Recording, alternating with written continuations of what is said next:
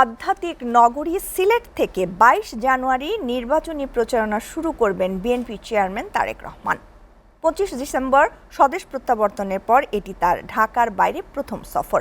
তারেক রহমানের সিলেট সফরকে ঘিরে উচ্ছ্বসিত দলীয় নেতাকর্মীরা। তাদের প্রত্যাশা ৩ লাখেরও বেশি মানুষ সমাগম ঘটবে সিলেটের সরকারি আলিয়া মাদ্রাসার মাঠে।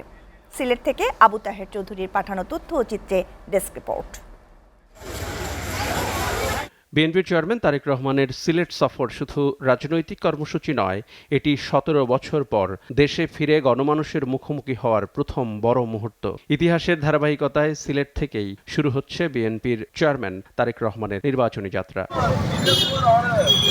আগামী ২২ জানুয়ারি সিলেটে হযরত শাহজালাল রাদিয়াল্লাহু আনহুর মাজার জিয়ারতের মধ্য দিয়ে শুরু হবে এই আবেগঘন সফর। নগরীর আলিয়া মাদ্রাসা মাঠের বিশাল জনসভায় যোগ দেবেন বিএনপি চেয়ারম্যান। এখানেই সিলেটের সব আসনের দলীয় প্রার্থীদের পরিচয় করিয়ে দেবেন তিনি। আয়োজকদের আশা, তারেক রহমান নির্বাচনী জনসভা জনসমুদ্রে রূপ নেবে এবং আমরা ওনার জন্য উদ্গ্রীব হয়ে বসে আছি। উনি আসবেন আগামী ২২ তারিখে এই সিলেটের আলিয়া মাদ্রাসা এবং তৎসংলগ্ন ২ কিলোমিটার এলাকায় লুকিয়ে লোকারণ্য করে ওনাকে পূর্ণ সিলেটি বানিয়ে দেবো, এটা আমরা আশা রাখি।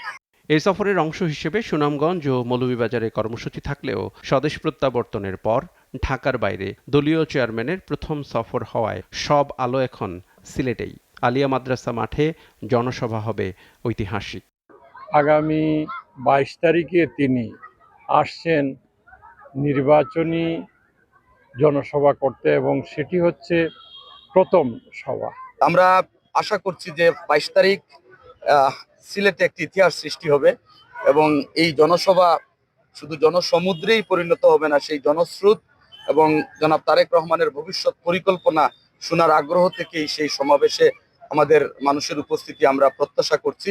এই প্রথম এইভাবে উনি আসতে পারবেন, এটা তো কল্পনার অতীত। একটা কথা আছে না, তোমাকে বদিবে যে বুকুলে বাড়িতেছে, তাই না? ১৯৭৮ সালের এই মাঠেই বক্তব্য রেখেছিলেন শহীদ রাষ্ট্রপতি জিয়াউর রহমান। ১৯৯৫ সালে বেগম খালেদা জিয়া সিলেট বিভাগের ঘোষণা দিয়েছিলেন এখানেই। বাবা মায়ের পদাঙ্ক অনুসরণ করছেন তারেক রহমানও। আর তিনি অরাজনৈতিক কিছু তরুণের সাথে একটি সভা করবেন, জনসভা একটি আলিয়া মাদ্রাসায়। এই জনসভা শেষে তিনি ঢাকার উদ্দেশ্যে যাত্রা করবেন। সিলেটের মাটিতে কখনো সকাল ৯টা ১০টা ১১টায় কোনো প্রোগ্রাম কোনোদিনই হয় না। তাই এইটাতে এই উপস্থিতিতেই বুঝতে পারবেন সিলেটের মানুষ তার প্রতি কতটা আবেগ। এদিকে তারেক রহমানের সিলেট আগমনকে ঘিরে নেওয়া হচ্ছে পর্যাপ্ত নিরাপত্তা ব্যবস্থা। বিএনপি চেয়ারম্যান জনাব তারেক রহমান নির্বাচনী প্রচারণা এবং মাজার জিয়ারতের উদ্দেশ্যে সিলেটে আগমন করবেন। আমরা সেই বিষয়ে আমাদের যত ধরনের নিরাপত্তা ব্যবস্থা গ্রহণ করা দরকার আমরা নিরাপত্তা ব্যবস্থা গ্রহণ করব। অন্যদিকে সময় যত ঘনিয়ে আসছে, তারেক রহমানের সিলেট সফরকে ঘিরে নেতাকর্মীদের উচ্ছ্বাসও বাড়ছে।